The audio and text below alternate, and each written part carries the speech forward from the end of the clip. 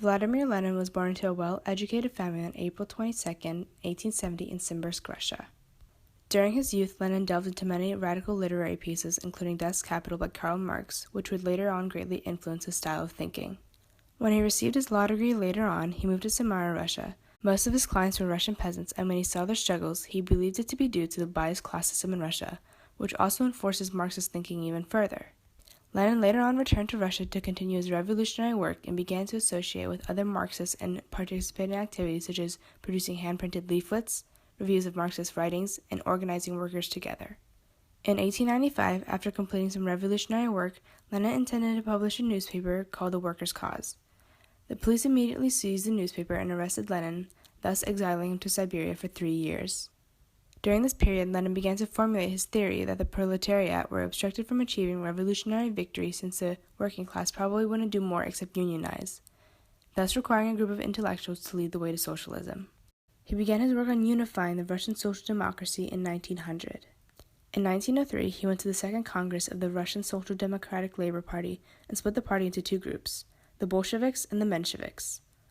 Although in truth the Mensheviks were the actual majority in population, Lenin controlled the voting and had his followers elected as the majority of the party's Central Committee.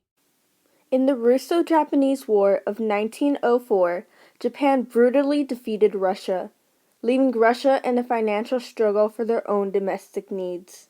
Citizens of all social classes voiced their discontent pertaining to the political turmoil and demanded for reform. What followed after that was 3 years of civil war, since many factories and banks had been seized due to the new government.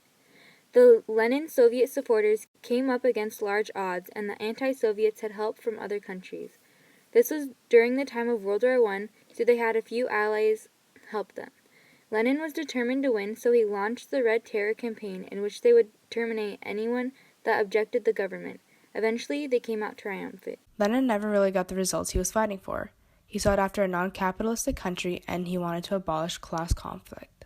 However, since the Civil War just ended at the time, the entire country was still in self-repair, and the society molded and shaped itself around the poverty. Russian protests began again in 1921 due to the poor living conditions, and Lenin decided to make a new political system in order to ease tensions. He redid numerous policies and initiated the new economic policy in 1921. The NEP provided temporary retreat from extreme socialism. In 1923, he suffered from 3 strokes and died on January 21, 1924. The Communist Party remained in power in Russia until the collapse of the Soviet Union in 1991.